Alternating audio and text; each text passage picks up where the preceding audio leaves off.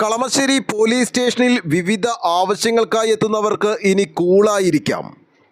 കേരളത്തിലെ ആദ്യത്തെ മാതൃകാ പോലീസ് സ്റ്റേഷനായ കളമശ്ശേരി പോലീസ് സ്റ്റേഷനിൽ പരാതിക്കാർക്കും പൊതുജനങ്ങൾക്കും വിശ്രമിക്കാനായി ശീതീകരിച്ച മുറിയൊരുക്കി. ഓഫീസിൻ്റെ ഉദ്ഘാടനം Thrikkakara assistant police commissioner PV baby നിർവഹിച്ചു. ചടങ്ങിൽ കളമശ്ശേരി SHO MB ലത്തീഫ് അധ്യക്ഷത വഹിച്ചു.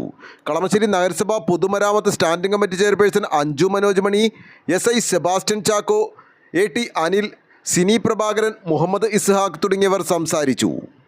ഇടപ്പള്ളി അറേബ്യൻ പാലസിൻ്റെ സാമ്പത്തിക സഹായത്തോടെയാണ് നിർമ്മാണ പ്രവർത്തനങ്ങൾ നടത്തിയത്. 1989 ആദ്യത്തെ മാതൃകാ പോലീസ് സ്റ്റേഷനാണ് കളമശ്ശേരിയെങ്കിലും പരാതിയുമായി എത്തുന്നവർക്കും പൊതുജനങ്ങൾക്കും ഇരിക്കാൻ സൗകര്യപ്രദമായ ഇടം ഉണ്ടായിരുന്നില്ല.